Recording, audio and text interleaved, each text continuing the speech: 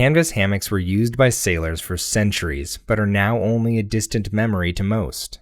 In this video series, I'm going to be making a sailor's canvas hammock based on my grandfather's World War II US Navy hammock. It will be a close replica, and I will share the specific details of his Navy hammock as it differs from mine. The canvas of the Navy hammock is a No. 4 cotton canvas. The Navy hammock was made with a canvas that is 40 3/4 inches wide. I was able to source a canvas that is 42 inches wide. The first task is to cut the canvas to a length of 88 inches, which is 8 inches longer than my desired finished length of 80 inches. My grandfather's hammock is 80 inches long. I believe there were different lengths of hammocks, as I have heard of Navy hammocks that were shorter. I also suggest 80 inches because it would fit most people. The next step is to prepare to double hem the ends. I do this by folding 2 inches of the canvas width over, and then folding the folded section over to make a full double hem, just like the Navy hammock. After ensuring the fabric is folded straight across, I crease the fabric and unfold. You can also use a water-soluble marking pencil to mark the fabric. Next, I cut off some of the material in the corners of the canvas. This is done to reduce the difficulty of the single hem that'll be done later, which goes over a portion of the double hem. I removed a 1-inch wide rectangle of material along the first 2 inches of length, which is to the first fold. Then I removed a triangle by cutting from the inside corner of the cutout to a mark 1/2 inch shy of the second fold. Refolding the folds, I now prepare for hemming.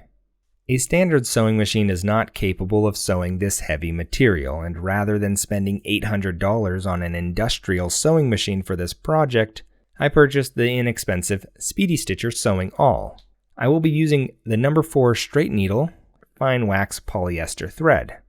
The Navy hammock was sewn by a machine and with a natural cotton twine. With the awl, I will produce a lock stitch to complete the hem. This is done by first pulling out thread equal to the length of the stitch path, plus 25%. I push the threaded awl into the fabric where the stitch will start, and pull the working part of the thread through the canvas until all the thread that was previously pulled out has made it to the bottom side. The awl is then pulled out of the fabric and reinserted into the fabric at the distance of the desired stitch. I used a stitch that was 3/8 to 1/2 inch. The Navy hammock was stitched with a 1/4 inch. The sewing awl is pushed all the way in and then backed out a little so that the thread makes an opening on the back side of the needle.